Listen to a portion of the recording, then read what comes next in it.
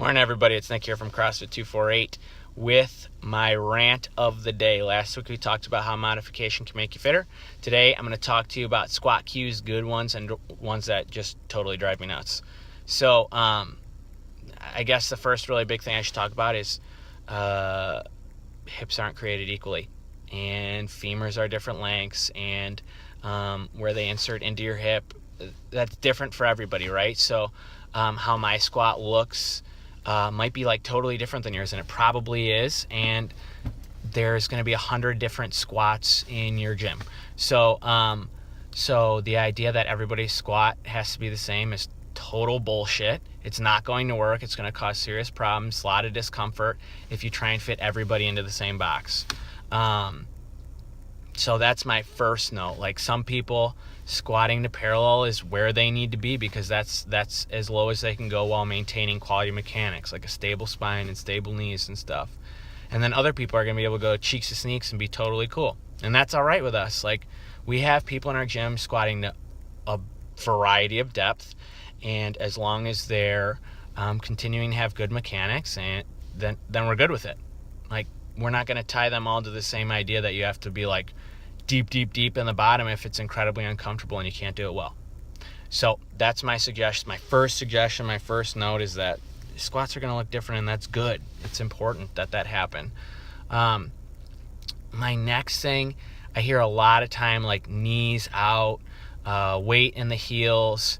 Both can be good cues if you have a fault already occurring. Like, knees out would fix somebody who has really cavey knees.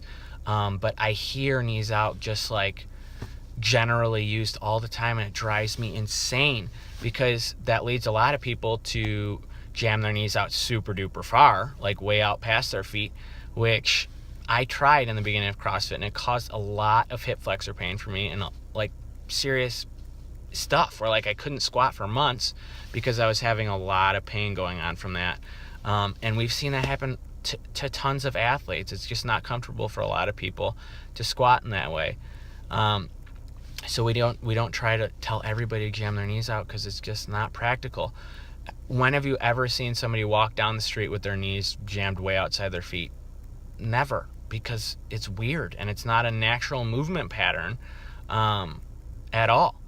So I don't know why we try and do it in a squat. And the other thing that I hear a lot is heels, which is cool if you're trying to fix a squat where the person is really toesy, and all the weight is on the front of their foot.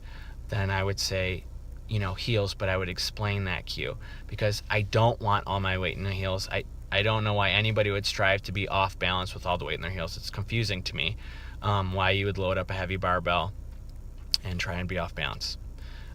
So in my eyes, the weight should be evenly distributed throughout the foot. So that's what I talk to people about the most, and that I should feel weight everywhere, and I should never really rock super hard into my toes or super hard into my heels, because it's not going to be an efficient squat, and the bar path's going to kind of like zigzag and move.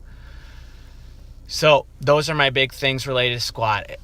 We try and get people to squat to the deepest depth that they can with a high quality of movement, and we allow them to squat based on feel because some people are going to be very comfortable squatting narrow, and then others are going to be forced to squat very wide, and that's okay for us, because we just want them to squat, and we want them to stay healthy and happy, and we want them to continue coming because we know that a good squat over time is going to make you fitter, right? So that's my rant of the day. Thanks for listening.